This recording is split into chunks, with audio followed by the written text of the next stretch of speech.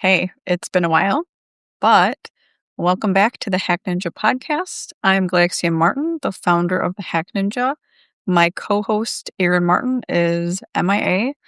We've been dealing with some sick kids for the last few weeks. I got sick, and the littles got sick, and my wife's not sleeping, so it is just me, and hopefully she'll be back on the horn next week. It's been a really long 3 weeks, but let's get into it. Imagine this. You install a completely legitimate piece of software. Nothing shady, nothing suspicious. And without realizing it, you've just opened the door to an attacker. Well, in today's episode, this is about something that genuinely scares security professionals: supply chain attacks. And more specifically, how a trusted application like Notepad can become an attack vector. I've been waiting to talk about this because I was truly shocked because I love the app. I mean, all us code nerds love it, and I was shocked. So let's set the stage here. Let's get uncomfortable. Most users believe that if I download from an official source, I'm safe. The assumption is exactly what makes supply chain attacks so powerful, because attackers aren't hacking you. They're hacking what you trust. I mean, this is so true. They get into your whole psyche about it. So in this case, reports surfaced about attackers compromising infrastructure connected to the Note++ distribution. So meaning like meticulous payloads could potentially be delivered through legitimate update mechanisms. Like that is a nightmare scenario, not malware disguised as software, but malware delivered by software. Pretty interesting situation that unfolded there. So, like, what is a supply chain attack? Let's just simplify this. A supply chain attack means instead of attacking thousands of individuals individually, attackers compromise like software vendors, update servers, library dependencies, and build environments. One breach, massive impact, is hacking at scale. From a hacker's perspective, this is incredibly efficient. Why spend months phishing individuals when you can compromise a trusted pipeline? Interesting story. So, like, I've been designing the Hack Ninja Guardian, right? And we're at like the later stages, and my brain is thinking like threat actor, literally. And I literally think about this stuff. And so there's things within the design and the delivery and the updates that I'm controlling because of this exact reason. And I think, a lot of software companies, I don't know what they're doing. I mean, I'll be very honest. Some of them are pretty good. Ones that are like very simple, like Notepad++, maybe they just never thought it would be an incident. But like, if you're like tinkering software development company or your organization that has like in-house development, like there has to be multiple layers of testing efficiencies, not just from a code perspective, but from the overall ecosystem perspective. And I think a lot of organizations fall short with that. So yeah, so you have to, you can't just blindly trust, so why is this strategy genius? I'll be super, from a threat actor's point of view, we'll say, right? Like, if you can build in trust, what a easy way that users don't question the updates. They really aren't worried about any like signed binaries. Firewalls are like, hey, it's okay, it's a normal product, and everything looks cool.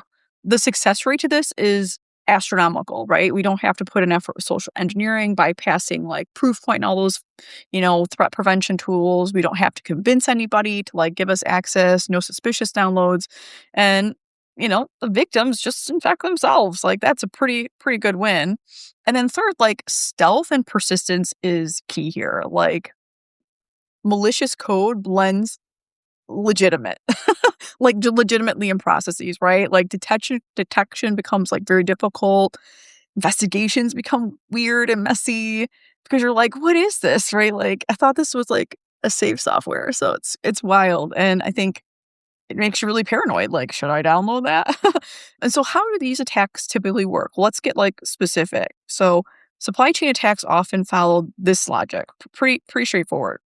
Compromise the vendor's infrastructure, inject malicious code into updates or builds, distribute through legitimate channels, gain silent access to thousands of systems. There's no alarms, there's no drama, and quite interesting that this is a very quiet infiltration. That's why security teams really fear this more than traditional malware, because it is a little bit scarier. So The psychological piece here is that there's a deeper layer that most people miss, right? Supply chain exploits human psychology. Supply chain attacks exploit human psychology, right? It's weaponized. The trust, the routine, the familiarity. You've installed updates before, your brain stops evaluating the risks. That's not stupidity, that's behavior. Attackers understand this extremely well.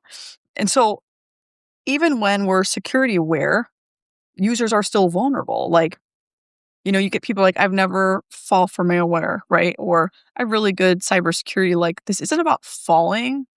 This isn't like a suspicious email, a sketchy link, or fake website. Literally just a legitimate software doing legitimate software things, except it's compromised. So, like, what do we learn here, right? So, it's defense lessons, like from a defender to an ethical hacking mindset, right? Trust is not binary. Software is not simply safe or unsafe. Trust is conditional, dynamic, fragile. Updates are not automatically harmless. We tend to think about updates as breaking stuff, not from a risk perspective, but critical systems often have like stage rollouts, behavior monitoring, integrity verification, anomaly detection. Blind trust is dangerous. Interesting statement about this. When I'm doing ethical hacking engagements, probably about 70% of them, there's always an issue with segmentation. They're not segmented enough. The access controls aren't granular enough, right? So the ability, especially internal, so the ability to hop through systems pretty effortlessly once you bypass one, it's pretty easy, and that's very dangerous. So like isolation, least privilege, right? Super important here. Monitoring prevention. Many supply chain attacks bypass prevention layers. Detection becomes a real like struggle. Unusual network traffic, unexpected processes, strange persistent mechanisms. These signals all matter.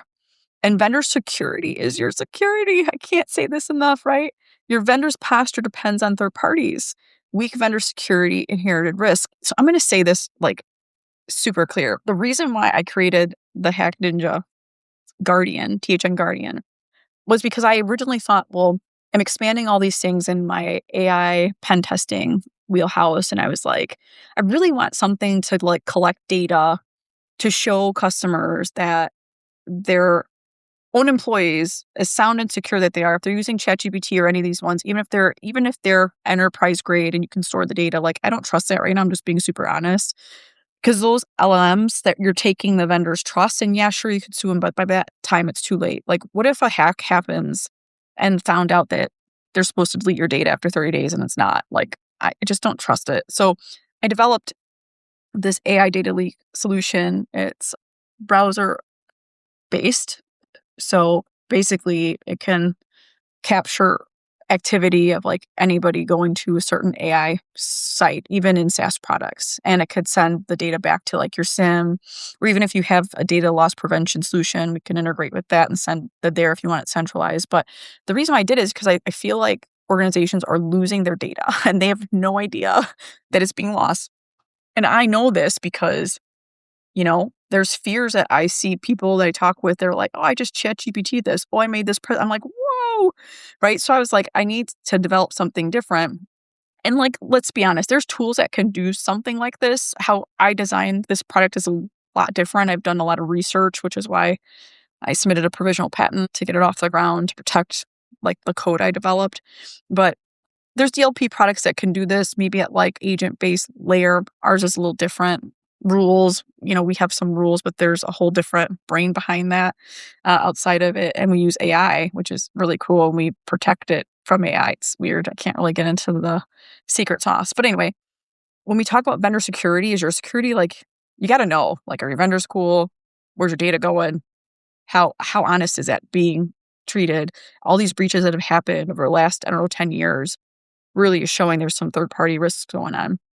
And anyway, I like thinking like a hacker because I am an ethical hacker. And I kind of said this in our podcast, and I'm drawn to the dark side of hacking a lot. Kind of like people that love those Criminal Minds shows where they're like, man, I love it when they solve those cases and they have to like be in that person's persona to be able to like solve those crimes. That's kind of the way I am. I think of all the terrible things that I would do to organization as a bad threat actor.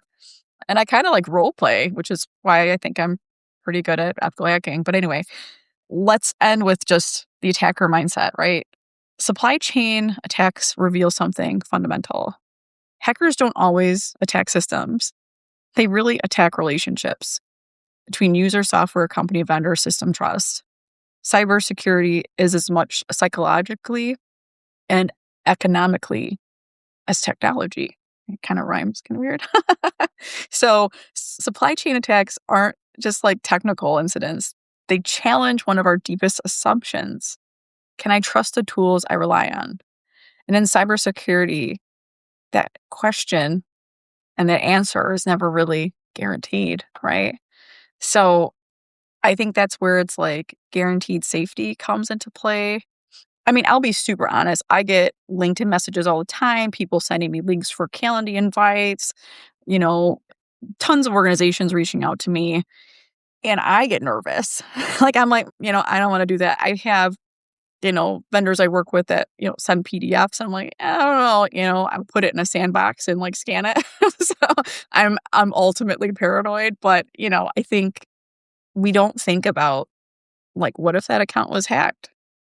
The hacker's mindset helps, I think, in that perspective. And not everybody has a hacker on speed dial. Like I think I said that in our leadership cybersecurity education series. Like if you don't have an ethical hacker in your Rolodex, like something's wrong. Like you need them because you can't just think of them as like, well, I don't need a pen test. Like, no.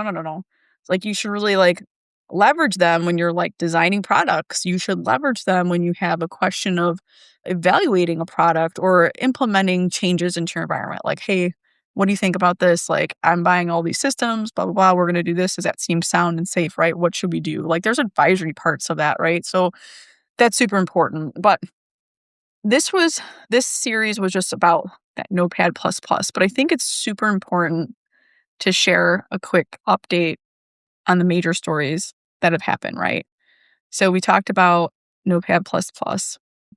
Next, we're going to talk about extortion ransomware attack surge. So new data is showing extortion-focused cyber attacks jumped to 63% in 2025, by two predominantly groups, C10P and I think it's spider hunters dominating the high-profile incidents. Ransomware isn't slowing down. They're increasingly mixing theft with pressure to pay. State-backed hackers using AI tools for recon. Man, AI is going to change the game for everybody. Google and researchers observed state actors linked to North Korea using Gemini AI to profile targets, build phishing kits, stage malware, and even extract AI model functionality.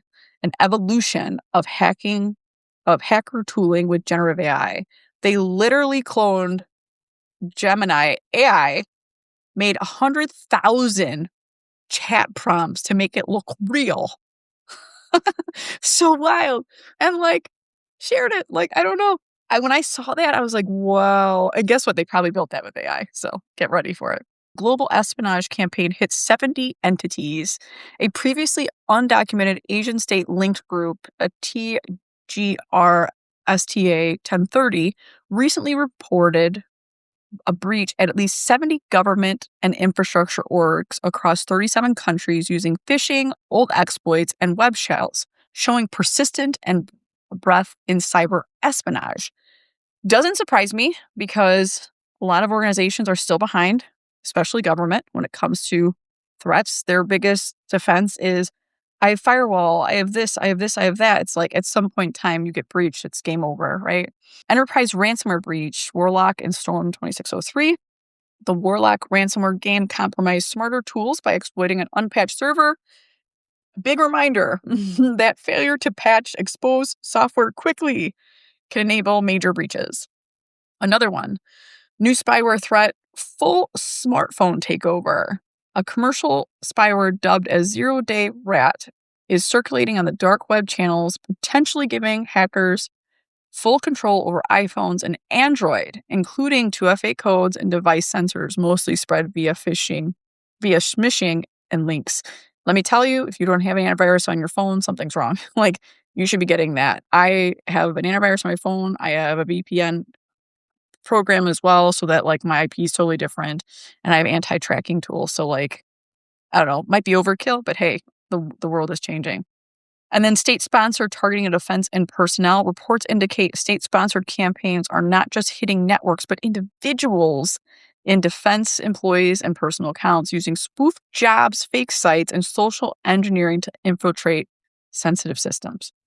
So, if that news doesn't scare you and my explanation of the supply chain, I'm not really trying to scare you. I'm really just trying to educate you. But I think that the biggest thing here is to explain what happened, to explain what's happening, and really to give you an idea of like, how do you fix these things? Because I think the third party risk thing is a constant thing. I think that's been happening since technology has evolved and cybersecurity threats have evolved. I think that is still a problem. And like, we've all become numb to be given letter in the mail that our identity is taken. like it's really sad that that's like become like a norm. It shouldn't be the case. And in my book, Quantum and AI, The Awakening of Cyber Defense, I talk about this. Like, we have to get it together as a unity here, especially business to business owners. Like, gotta like try, because at some point in time, it does affect the generations behind us. And at what point does being a business matter, right? If insurance companies can't constantly afford to bail you out, cyber insurance companies, right? I mean, you could close your doors, you're losing employees. So it's like a big deal, and it's only getting worse. I've seen like it get worse with AI, ironically. I don't say ironically, but unfortunately. And I just think that we need to evolve quicker. I think the bureaucracy and the levels of like approvals and organizations slows it down a lot. And also, be honest, like the failures of having proper disaster recovery, like true disaster recovery, a warm or a hot site, or even like a passive site to be able to like restore. I think that's also a major player here, that a lot of organizations still don't have that. And they're, dealing with backup tapes still, which is crazy. But anyway, I hope you guys like this series. I'm really sorry that it's taken a while. We're probably going to do it twice a month, the podcast, because it's just been kind of hard to bundle it in. And now it's softball season, so I'm the head coach for my daughter Willow's team. So it's going to be all about softball for the next 3 months. And so I think two times a month is probably a good pace for us to get started. But if you've enjoyed this episode, share it with someone who believes official source doesn't equal guaranteed safety. Okay. And because understanding the hacker mindset is often the best defense. All right. We'll see you in the next episode. Thanks for listening.